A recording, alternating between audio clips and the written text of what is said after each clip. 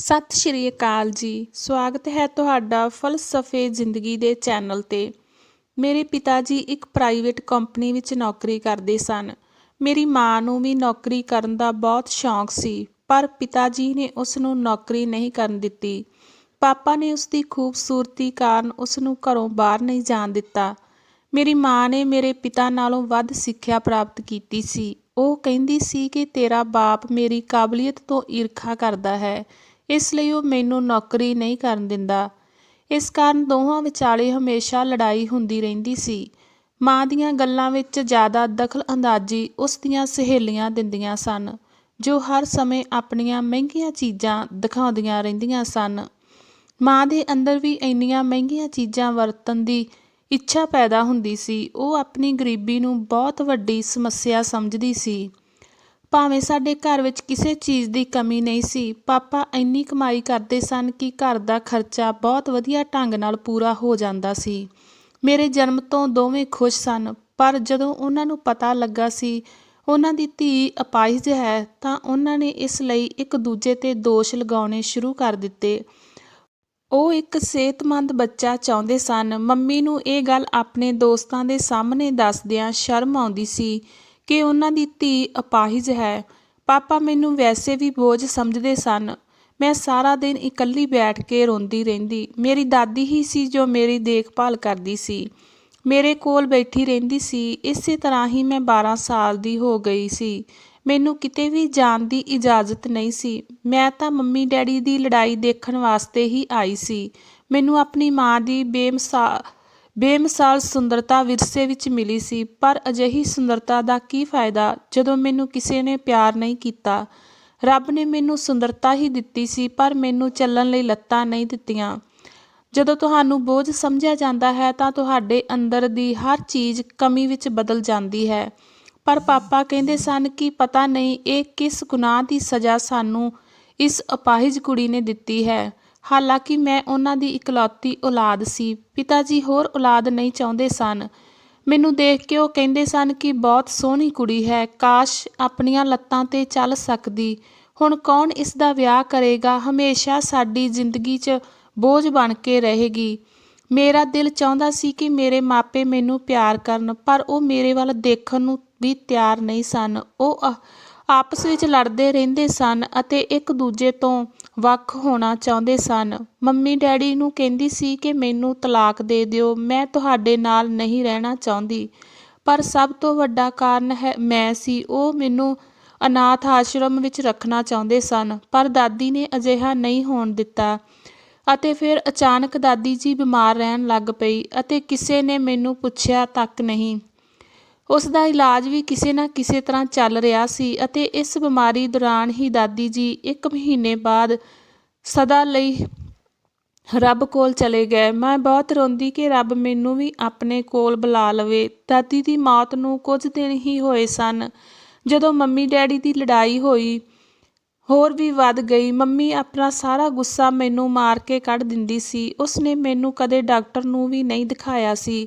ਕੀ ਪਤਾ ਮੈਂ ਠੀਕ ਹੀ ਹੋ ਜਾਂਦੀ। ਮੰਮੀ ਨੇ ਡੈਡੀ ਦੀ ਗੈਰ ਹਾਜ਼ਰੀ ਵਿੱਚ ਕਿਸੇ ਬੰਦੇ ਨੂੰ ਮਿਲਣਾ ਸ਼ੁਰੂ ਕਰ ਦਿੱਤਾ ਸੀ ਅਤੇ ਮੰਮੀ ਨੇ ਮੈਨੂੰ ਸਖਤੀ ਨਾਲ ਮਨ੍ਹਾ ਕੀਤਾ ਸੀ ਮੈਂ ਕਿਸੇ ਨੂੰ ਇਹ ਨਾ ਦੱਸਾਂ। ਅਤੇ ਫਿਰ ਇੱਕ ਦਿਨ ਮੇਰੀ ਮੰਮੀ ਨੇ ਅਤੇ ਡੈਡੀ ਵਿੱਚ ਕਿਸੇ ਗੱਲ ਨੂੰ ਲੈ ਕੇ ਝਗੜਾ ਹੋ ਗਿਆ। ਇਸ ਤੋਂ ਬਾਅਦ ਮੰਮੀ ਮੇਰੇ ਕੋਲ ਆਈ ਅਤੇ ਫਿਰ ਮੈਨੂੰ ਆਪਣੇ ਹੱਥਾਂ ਨਾਲ ਖਾਣਾ ਖਵਾਉਣ ਲੱਗੀ। ਮੈਂ ਹੈਰਾਨ ਸੀ ਕਿ ਮਾਂ ਨੂੰ ਕੀ ਹੋ ਗਿਆ ਹੈ, ਉਹ ਮੈਨੂੰ ਆਪਣੇ ਹੱਥਾਂ ਨਾਲ ਖਾਣਾ ਕਿਉਂ ਖਵਾ ਰਹੀ ਹੈ। ਪਰ ਮੈਨੂੰ ਨਹੀਂ ਪਤਾ ਸੀ ਕਿ ਇਹ ਭੋਜਨ ਵਿੱਚ ਜ਼ਹਿਰ ਮਿਲਾਇਆ ਗਿਆ ਹੈ। ਖਾਣਾ ਖਾਣ ਤੋਂ ਬਾਅਦ ਮੈਂ ਬੇਹੋਸ਼ ਹੋ ਗਈ ਅਤੇ ਮੇਰੇ ਮਾਤਾ ਪਿਤਾ ਨੇ ਸੋਚਿਆ ਕਿ ਮੈਂ ਮਰ ਗਈ।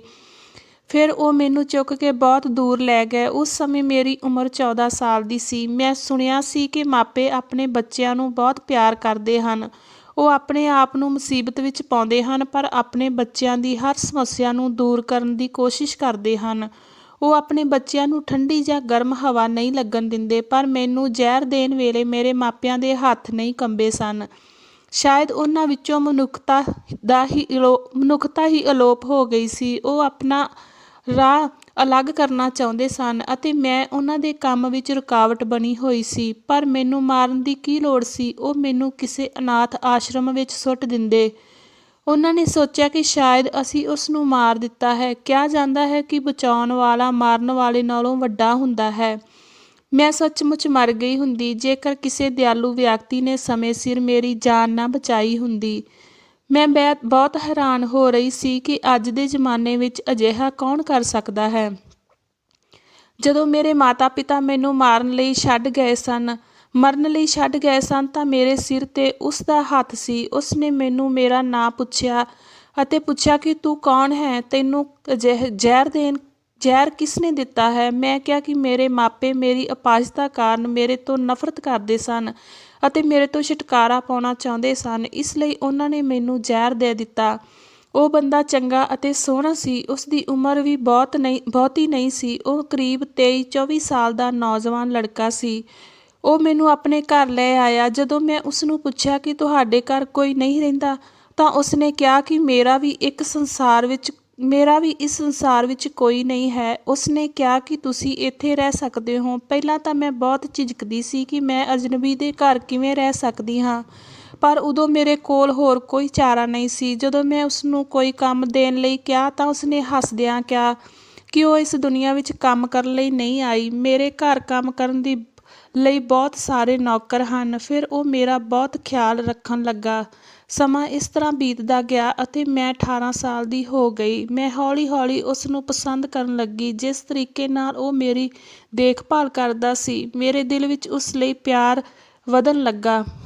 ਪਰ ਮੈਂ ਕਦੇ ਇਹ ਨਹੀਂ ਕਿਹਾ ਕਿਉਂਕਿ ਮੈਨੂੰ ਪਤਾ ਸੀ ਕਿ ਮੇਰੇ ਅਤੇ ਉਸ ਵਿੱਚ ਕੋਈ ਸਬੰਧ ਨਹੀਂ ਹੈ। ਅਤੇ ਫਿਰ ਅਚਾਨਕ ਇੱਕ ਦਿਨ ਉਸ ਨੇ ਖੁਦ ਹੀ ਵਿਆਹ ਲਈ ਕਹਿ ਦਿੱਤਾ।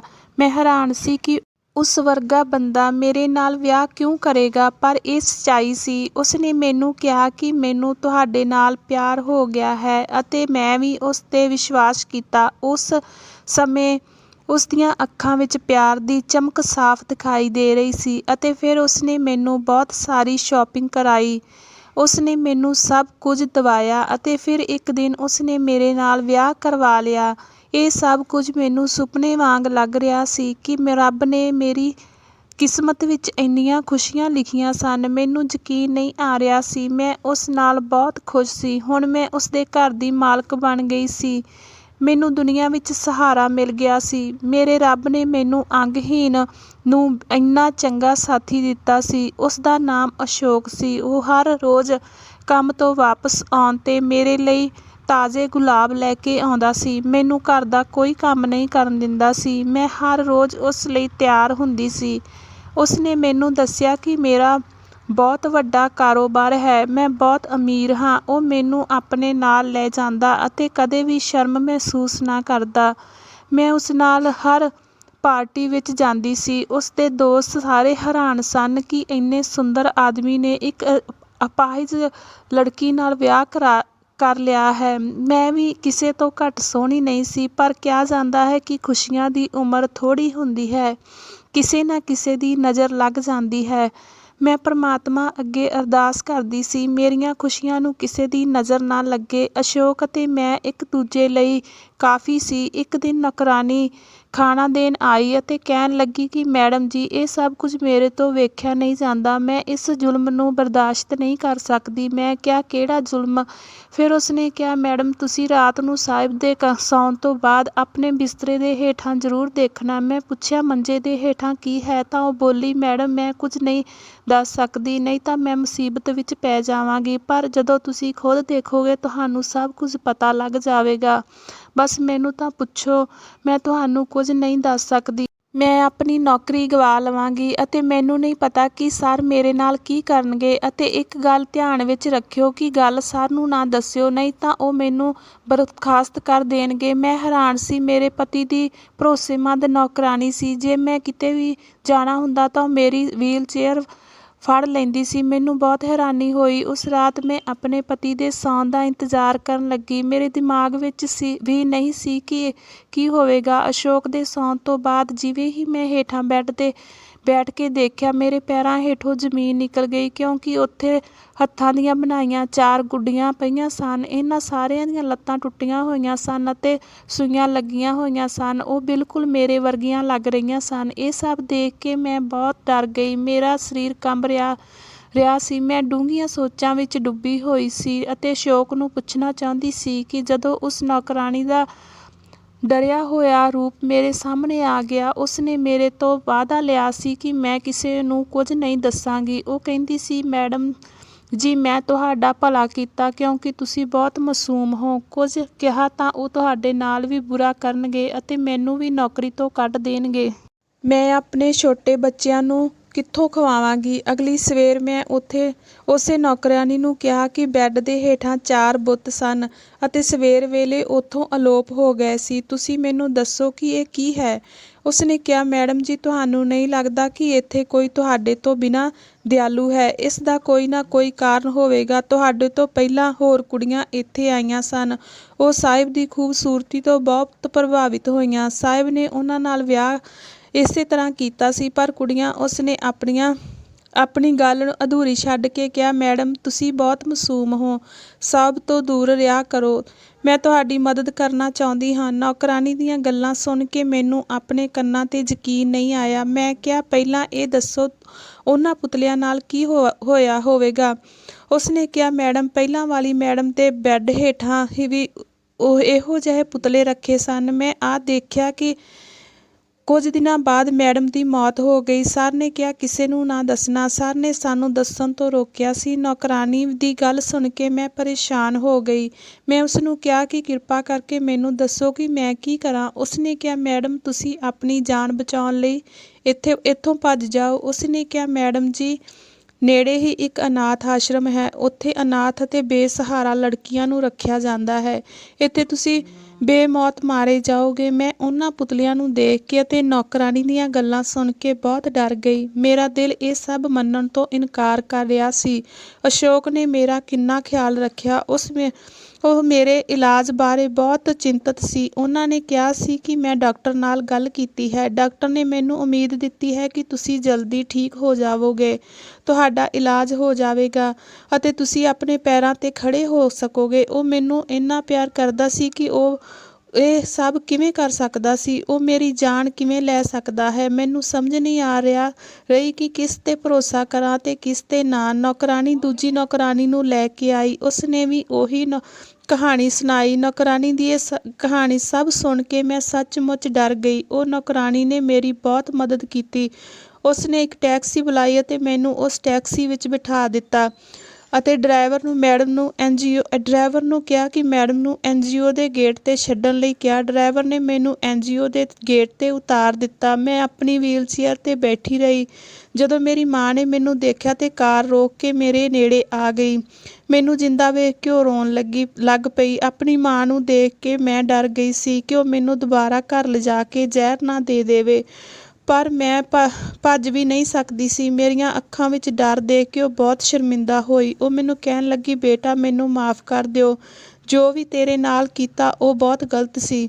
ਮੈਂ ਸੋਚਿਆ ਕਿ ਤੁਸੀਂ ਮਰ ਚੁੱਕੇ ਹੋਵੋਗੇ, ਪਰ ਤੁਸੀਂ ਜਿੰਦਾ ਹੋ। ਮੇਰੇ ਕੋਲ ਆਉਣ ਲੱਗੀ, ਪਰ ਮੈਂ ਉਸਨੂੰ ਕਿਹਾ, ਜੇ ਤੁਸੀਂ ਮੇਰੇ ਨੇੜੇ ਆਉਣ ਦੀ ਕੋਸ਼ਿਸ਼ ਵੀ ਕੀਤੀ, ਮੈਂ ਤੁਹਾਨੂੰ ਕਦੇ ਮਾਫ਼ ਨਹੀਂ ਕਰਾਂਗੀ। ਉਹ ਮੇਰੇ ਪੈਰਾਂ 'ਤੇ ਡਿੱਗ ਪਈ ਅਤੇ ਬੋਲੀ, ਮੈਨੂੰ ਮਾਫ਼ ਕਰ ਦਿਓ। ਉਸ ਦਿਨ ਤੈਨੂੰ ਮਾਰਨ ਦਾ ਫੈਸਲਾ ਮੇਰਾ ਨਹੀਂ ਸੀ, ਸਗੋਂ ਤੇਰੇ ਪਿਤਾ ਜੀ ਦਾ ਸੀ। ਉਸ ਸਮੇਂ ਬੇਵੱਸ ਸੀ, ਪਰ ਹੁਣ ਤੁਸੀਂ ਮੇਰੇ ਨਾਲ ਰਹੋ।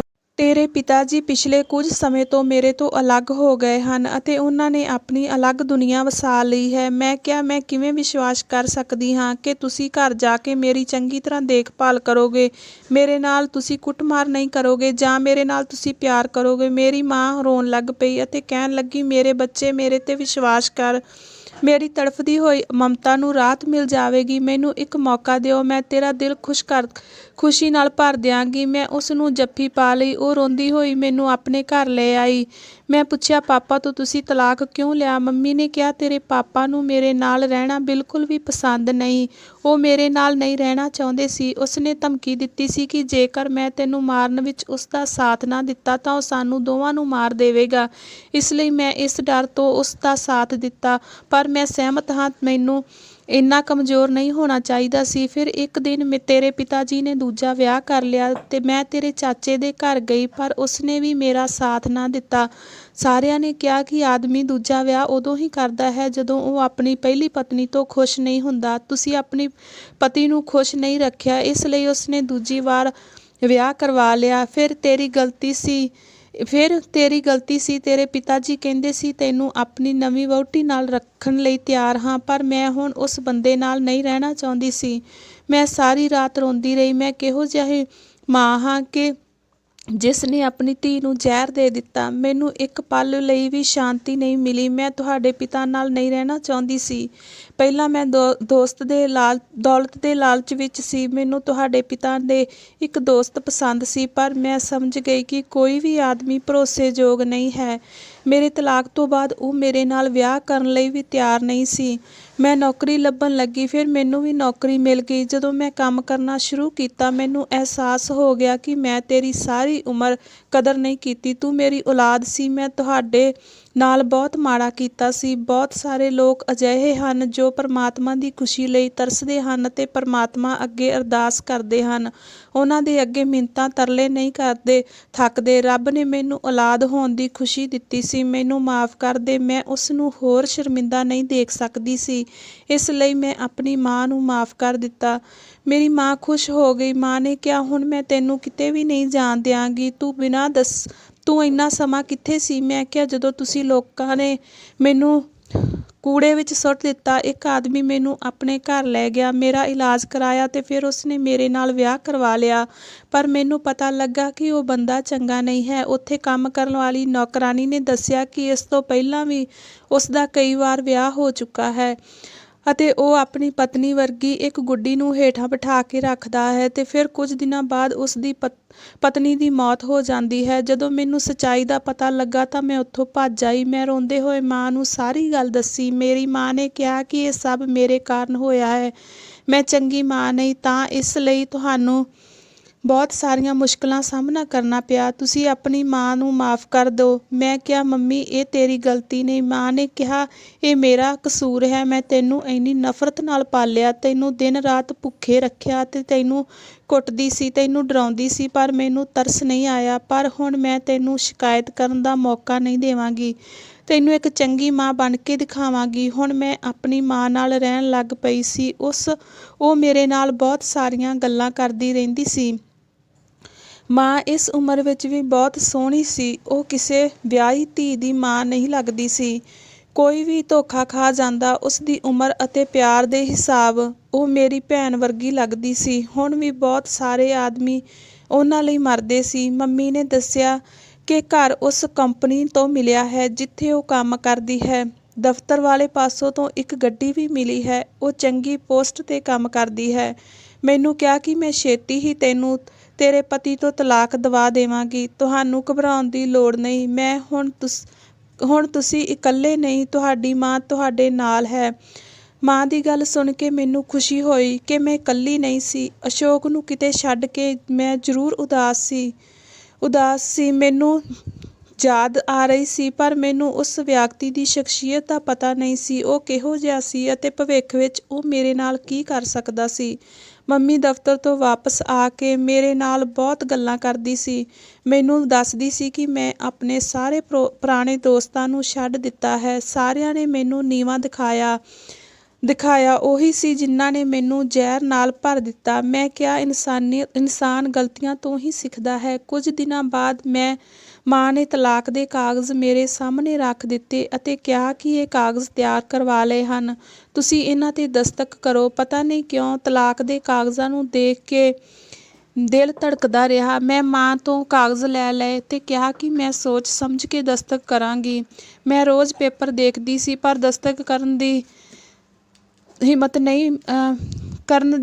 ਨਹੀਂ। ਮਾਂ ਮੈਨੂੰ ਹਰ ਰੋਜ਼ ਤਲਾਕ ਦੇ ਕਾਗਜ਼ਾਂ 'ਤੇ ਦਸਤਖਤ ਕਰਨ ਲਈ ਕਹਿੰਦੀ, ਜਿਵੇਂ ਕਿ ਅਸ਼ੋਕ ਨੂੰ ਵੀ ਇਹਨਾਂ ਕਾਗਜ਼ਾਂ 'ਤੇ ਦਸਤਖਤ ਕਰਨ ਲਈ ਬੁਲਾਇਆ ਜਾ ਸਕਦਾ ਹੈ। ਮੈਨੂੰ ਇੱਥੇ ਰਹਿੰਦੀ ਨੂੰ 1 ਮਹੀਨਾ ਹੋ ਗਿਆ ਸੀ। ਇੱਕ ਰਾਤ ਪਿਆਸ ਕਾਰਨ ਮੈਂ ਜਾਗ ਪਈ। ਭਾਵੇਂ ਮਾਂ ਮੇਰੇ ਕਮਰੇ ਵਿੱਚ ਹਰ ਰੋਜ਼ ਜੱਗ ਪਾਣੀ ਦਾ ਰੱਖਦੀ ਸੀ, ਪਰ ਅੱਜ ਮੇਰੇ ਕਮਰੇ ਵਿੱਚ ਪਾਣੀ ਨਹੀਂ ਸੀ। ਮੈਂ ਆਪਣੀ ਵੀਲਚੇਅਰ 'ਤੇ ਬੈਠ ਕੇ ਰਸੋਈ ਵੱਲ ਜਾਣ ਲੱਗੀ, ਪਰ ਮੈਨੂੰ ਮੰਮੀ ਦੇ ਕਮਰੇ ਤੋਂ ਆਵਾਜ਼ਾਂ ਸੁਣੀਆਂ। ਮੈਂ ਇਹ ਸੁਣ ਕੇ ਹੈਰਾਨ ਰਹਿ ਗਈ ਕਿ ਮੇਰੀ ਮਾਂ ਕਿਸੇ ਨਾਲ ਗੱਲ ਕਰ ਰਹੀ ਸੀ। ਰਾਤ ਨੂੰ ਮੰਮੀ ਦੇ ਕਮਰੇ ਵਿੱਚ ਕੌਣ ਹੋ ਸਕਦਾ ਹੈ? ਮੰਮੀ ਨੇ ਕਿਹਾ ਸੀ ਕਿ ਉਸਨੇ ਸਾਰਿਆਂ ਨਾਲ ਰਿਸ਼ਤੇ ਤੋੜ ਲਏ ਹਨ, ਪਰ ਇਹ ਆਦਮੀ ਦੀ ਆਵਾਜ਼ ਸੀ। ਉਹ ਵਿਅਕਤੀ ਮਾਂ ਨੂੰ ਕਹਿ ਰਿਹਾ ਸੀ ਕਿ ਉਸ ਦੀ ਧੀ ਨੂੰ ਜਲਦੀ ਤੋਂ ਜਲਦੀ ਤਲਾਕ ਦਿਵਾਏ, ਨਹੀਂ ਤਾਂ ਮੈਂ ਤੈਨੂੰ ਨੌਕਰੀ ਤੋਂ ਕੱਢ ਦਿਆਂਗਾ। ਹੋ ਸਕਦਾ ਹੈ ਕਿ ਉਹ ਮੇਰੀ ਮਾਂ ਦਾ ਬੌਸ ਸੀ, ਪਰ ਉਹ ਵੀ ਰਾਤ ਨੂੰ ਮੇਰੀ ਮਾਂ ਦੇ ਕਮਰੇ ਵਿੱਚ ਸੀ। ਮੈਨੂੰ ਇਹ ਪਸੰਦ ਨਹੀਂ ਸੀ। ਫਿਰ ਉਸਨੇ ਕਿਹਾ, ਤੁਸੀਂ ਜੋ ਮੇਰੇ ਨਾਲ ਵਿਆਹ ਕਰਨ ਦੇ ਸੁਪਨੇ ਦੇਖ ਰਹੇ ਹੋ, ਤੁਹਾਡੇ ਸੁਪਨੇ ਤਾਂ ਹੀ ਪੂਰੇ ਹੋਣਗੇ ਜੇਕਰ ਤੁਸੀਂ ਮੇਰਾ ਕੰਮ ਕਰੋਗੇ। ਜੇ ਮੈਂ ਤੁਹਾਡੇ ਕੋਲੋਂ ਤੁਹਾਡਾ ਘਰ ਅਤੇ ਕਾਰ ਵਾਪਸ ਲੈ ਲਵਾਂ ਤਾਂ ਤੁਸੀਂ ਸੜਕ 'ਤੇ ਹੋਵੋਗੇ। ਤੁਸੀਂ ਅਜੇ ਵੀ ਆਪਣੀ ਧੀ ਦਾ ਤਲਾਕ ਨਹੀਂ ਕਰਵਾ ਸਕੇ ਅਤੇ ਮੈਂ ਬਹੁਤ ਕੁਝ ਕੀਤਾ। ਆਪਣੀ ਪੁਰਾਣੀ ਨੌਕਰਾਨੀ ਨੂੰ ਪੈਸੇ ਦਿੱਤੇ, ਉਸ ਨੂੰ ਘਰੋਂ ਕੱਢ ਦਿੱਤਾ, ਆਪਣੇ ਪੁੱਤ ਦੇ ਦਿਲ ਵਿੱਚ ਸ਼ੱਕ ਪੈਦਾ ਕੀਤਾ, ਉਸ ਨੂੰ ਝੂਠੇ ਪ੍ਰਭਾਵ ਵਿੱਚ ਰੱਖਿਆ ਅਤੇ ਤੁਸੀਂ ਅਜੇ ਤੱਕ ਤਲਾਕ ਦੇ ਕਾਗਜ਼ਾਂ 'ਤੇ ਦਸਤਖਤ ਨਹੀਂ ਕਰਵਾ ਸਕੇ। ਇਹ ਅਪਾਹਿਜ ਕੁੜੀ ਮੇਰੇ ਪੁੱਤ ਦੀ ਜ਼ਿੰਦਗੀ ਵਿੱਚ ਨਾ ਆਵੇ। ਮੈਂ ਹੈਰਾਨ ਸੀ ਕਿ ਇਹ ਮੇਰੇ ਨਾਲ ਕੀ ਹੋ ਰਿਹਾ ਹੈ। ਯਕੀਨਨ ਇਹ ਆਦਮੀ ਮੇਰੇ ਪਤੀ ਦਾ ਪਿਤਾ ਸੀ। ਮੇਰੀ ਮਾਂ ਨੇ ਕਿਹਾ, ਜਿਵੇਂ ਤੁਸੀਂ ਕਹੋਗੇ ਅਜਿਹਾ ਹੀ ਹੋਵੇਗਾ। ਹੁਣ ਤੁਹਾਨੂੰ ਸ਼ਿਕਾਇਤ ਕਰਨ ਦਾ ਮੌਕਾ ਨਹੀਂ ਮਿਲੇਗਾ। ਮੈਂ ਆਪਣੀ ਬੇਟੀ ਦੇ ਦਿਲ 'ਚ ਜਗ੍ਹਾ ਬਣਾ ਲਈ ਅਤੇ ਉਸ ਦੇ ਦਿਲ 'ਚੋਂ ਜਗ੍ਹਾ ਬਣਾਉਣ 'ਚ ਕੁਝ ਸਮਾਂ ਲੱਗਾ। ਇਸ ਲਈ ਉਹ ਬਹੁਤ ਮਾਸੂਮ ਹੈ। ਮੈਂ ਉਸ ਤੋਂ ਤਲਾਕ ਦੇ ਕਾਗਜ਼ਾਂ 'ਤੇ ਦਸਤਖਤ ਕਰਾਵਾਂਗੀ। ਹੁਣ ਮੈਨੂੰ ਸਾਰੀ ਗੱਲ ਸਮਝ ਆ ਗਈ। ਮੈਨੂੰ ਆਪਣੀ ਅਕਲ ਦੀ ਘਾਟ 'ਤੇ ਗੁੱਸਾ ਆਇਆ। ਮੈਨੂੰ ਆਪਣੇ ਪਤੀ 'ਤੇ ਭਰੋਸਾ ਨਹੀਂ ਸੀ, ਜੋ ਮੈਨੂੰ ਇੰਨਾ ਪਿਆਰ ਕਰਦਾ ਸੀ। ਮੈਂ ਕਿੰਨੀ ਆਸਾਨੀ ਨਾਲ ਉਸ ਨੂੰ ਛੱਡ ਦਿੱਤਾ। ਜਿਹੜੀ ਮਾਂ ਆਪਣੀ ਧੀ ਨੂੰ ਜ਼ਹਿਰ ਦੇ ਸਕਦੀ ਹੈ, ਉਹ ਅਚਾਨਕ ਇੰਨੀ ਚੰਗੀ ਕਿਵੇਂ ਹੋ ਸਕਦੀ ਹੈ? ਇਹ ਸਭ ਸੋਚੀ ਸਮਝੀ ਚਾਲ ਸੀ। ਉਸ ਨਾਲ ਉਹ ਨੌਕਰਾਨੀ ਵੀ ਮੌਜੂਦ ਸੀ ਅਤੇ ਮੈਂ ਉਹਨਾਂ ਦੀਆਂ ਗੱਲਾਂ ਤੋਂ ਪ੍ਰਭਾਵਿਤ ਹੋ ਗਈ ਸੀ। ਉਸ ਨੇ ਹੀ ਉਸ ਗੁੱਡੀ ਨੂੰ ਮੇਰੇ ਮੰਜੇ ਹੇਠਾਂ ਰੱਖਿਆ ਸੀ ਅਤੇ ਇਹ ਮਨ ਘੜਤ ਕਹਾਣੀ ਰਚੀ ਗਈ ਸੀ। ਹੁਣ ਮੈਂ ਇੱਥੇ ਘੁਟਨ ਮਹਿਸੂਸ ਕਰ ਰਹੀ ਸੀ। ਮੈਂ ਇੱਥੋਂ ਨਿਕਲਣਾ ਚਾਹੁੰਦੀ ਸੀ। ਮੈਂ ਚੁੱਪਚਾਪ ਜਾ ਕੇ ਆਪਣੇ ਕਮਰੇ ਵਿੱਚ ਸੌਂ ਗਈ।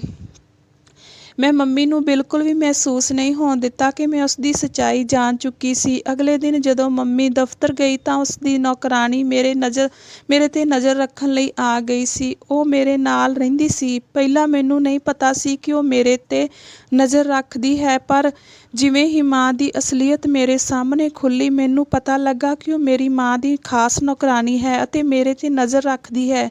ਮੈਂ ਉਸ ਨੂੰ ਕਿਹਾ ਕਿ ਮੇਰੀ ਮਦਦ ਕਰੋ, ਮੈਂ ਮੂੰਹੋਂ ਮੰਗੀ ਰਕਮ ਦੇ ਦੇਵਾਂਗੀ, ਇਸ ਲਈ ਮੈਨੂੰ ਮੇਰੇ ਪਤੀ ਦੇ ਘਰ ਲੈ ਜਾਓ।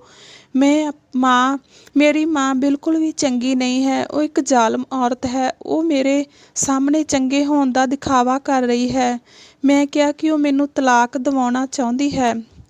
ਉਹ ਮੇਰਾ ਘਰ ਤਬਾਹ ਕਰਨਾ ਚਾਹੁੰਦੀ ਹੈ। ਮੇਰਾ ਘਰ ਬਰਬਾਦ ਕਰਨ ਤੋਂ ਬਾਅਦ ਉਹ ਉਸ ਅਮੀਰ ਆਦਮੀ ਨਾਲ ਵਿਆਹ ਕਰੇਗੀ ਅਤੇ ਮੈਨੂੰ ਇਕੱਲਾ ਛੱਡ ਦੇਵੇਗੀ। ਇਸ ਲਈ ਮੇਰੀ ਮਦਦ ਕਰੋ। ਇਸ ਦਾ ਰੱਬ ਤੈਨੂੰ ਫਲ ਦੇਵੇਗਾ।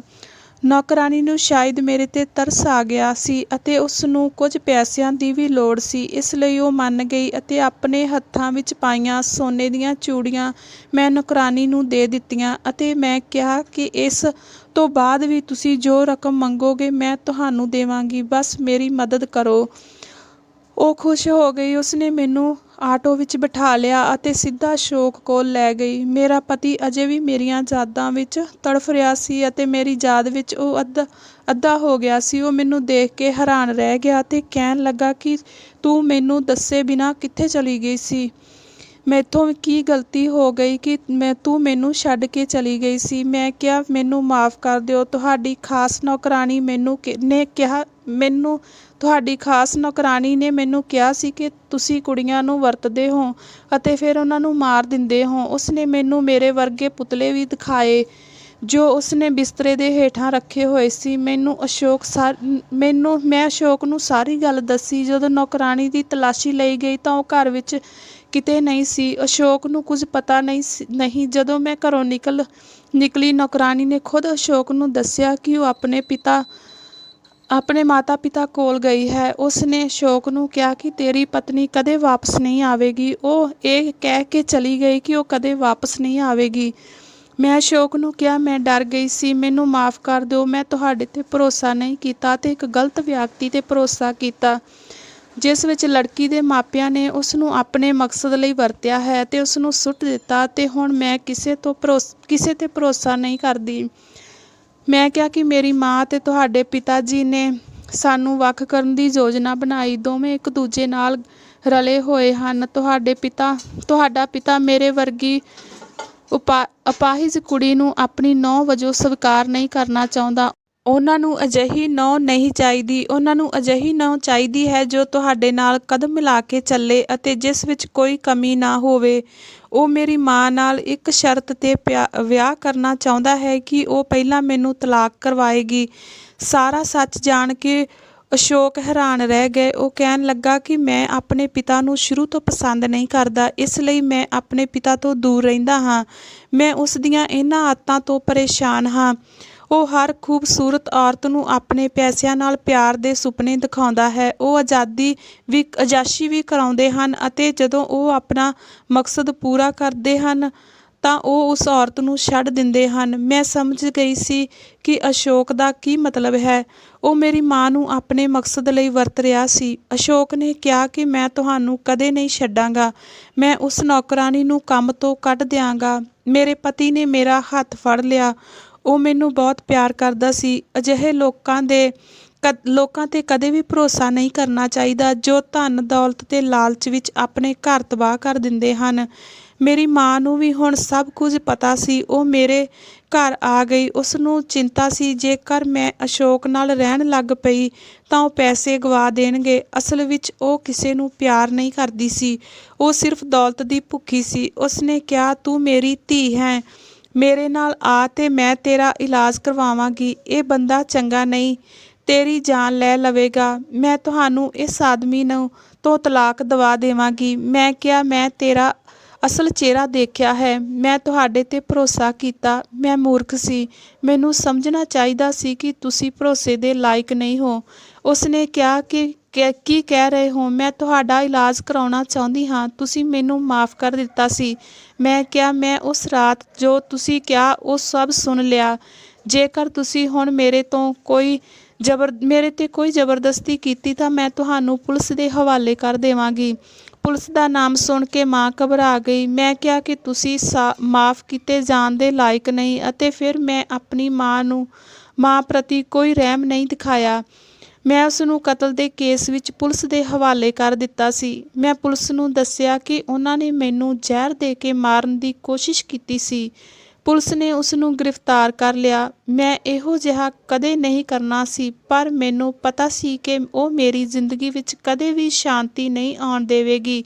ਪਰ ਪਰਮਾਤਮਾ ਦਾ ਸ਼ੁਕਰ ਹੈ, ਸਭ ਕੁਝ ਠੀਕ ਹੋ ਗਿਆ। ਅਸ਼ੋਕ ਨੇ ਮੈਨੂੰ ਕਿਹਾ, ਮੈਂ ਤੁਹਾਨੂੰ ਬਹੁਤ ਲੱਭਿਆ ਪਰ ਤੂੰ ਮੈਨੂੰ ਕਿਤੇ ਨਹੀਂ ਮਿਲੀ। ਕਾਸ਼ ਤੁਸੀਂ ਮੇਰੀ ਗੱਲ 'ਤੇ ਵਿਸ਼ਵਾਸ ਕਰਦੇ। ਤੁਹਾਡੇ ਮਾਤਾ ਪਿਤਾ ਦੋਵੇਂ ਗਲਤ ਲੋਕ ਸਨ। ਮੈਂ ਅਸ਼ੋਕ ਤੋਂ ਮਾਫ਼ੀ ਮੰਗੀ ਅਤੇ ਮੈਨੂੰ ਉਸ 'ਤੇ ਭਰੋਸਾ ਨਹੀਂ ਸੀ। ਹੁਣ ਅਸੀਂ ਦੋਵੇਂ ਖੁਸ਼ੀ-ਖੁਸ਼ੀ ਰਹਿ ਰਹੇ ਹਾਂ। ਮੈਂ ਅਸ਼ੋਕ ਨਾਲ ਆਪਣੇ ਇਲਾਜ ਲਈ ਦੇਸ਼ ਤੋਂ ਬਾਹਰ ਆਈ। ਡਾਕਟਰ ਨੇ ਕਿਹਾ ਸੀ ਕਿ ਆਪਰੇਸ਼ਨ ਤੋਂ ਬਾਅਦ ਉਹ ਚੱਲਣ ਫਿਰਨ ਦੇ ਯੋਗ ਹੋ ਜਾਵੇਗੀ। ਅਸ਼ੋਕ ਮੇਰੀ ਇੰਨੀ ਚੰਗੀ ਦੇਖਭਾਲ ਕਰਦਾ ਹੈ ਕਿ ਜਿੰਨਾ ਵੀ ਮੈਂ ਰੱਬ ਦਾ ਧੰਨਵਾਦ ਕਰਾਂ ਓਨਾ ਘੱਟ ਹੈ। ਆਪਰੇਸ਼ਨ ਤੋਂ ਬਾਅਦ ਮੈਂ ਹੌਲੀ-ਹੌਲੀ ਪੂਰੀ ਤਰ੍ਹਾਂ ਠੀਕ ਹੋਣ ਲੱਗੀ, ਆਪਣੇ ਪੈਰਾਂ 'ਤੇ ਚੱਲਣ ਲੱਗੀ ਅਤੇ ਉਸ ਸਮੇਂ ਅਸ਼ੋਕ ਨੇ ਮੇਰੀ ਬਹੁਤ ਮਦਦ ਕੀਤੀ। ਮੈਨੂੰ ਇੰਨਾ ਪਿਆਰ ਸਾਥੀ ਦੇਣ ਲਈ ਮੈਂ ਪਰਮਾਤਮਾ ਦਾ ਧੰਨਵਾਦ ਕਰਦੀ ਹਾਂ। ਸੋ ਦੋਸਤੋ, ਸਾਡੀ ਇਹ ਕਹਾਣੀ ਤੁਹਾਨੂੰ ਕਿੱਦਾਂ ਦੀ ਲੱਗੀ ਸਾਨੂੰ ਜ਼ਰੂਰ ਦੱਸਿਓ। ਜੇਕਰ ਤੁਹਾਨੂੰ ਇਹ ਕਹਾਣੀ ਚੰਗੀ ਲੱਗੀ ਤਾਂ ਹਰ ਰੋਜ਼ ਨਵੀਂ ਕਹਾਣੀ ਸੁਣਨ ਲਈ ਸਾਡੇ ਚੈਨਲ ਨੂੰ ਲਾਈਕ ਅਤੇ ਸਬਸਕ੍ਰਾਈਬ ਜ਼ਰੂਰ ਕਰਿਓ। ਕਹਾਣੀ ਨੂੰ ਅੰਤ ਤੱਕ ਸੁਣਨ ਲਈ ਤੁਹਾਡਾ ਬਹੁਤ ਬਹੁਤ ਧੰਨਵਾਦ।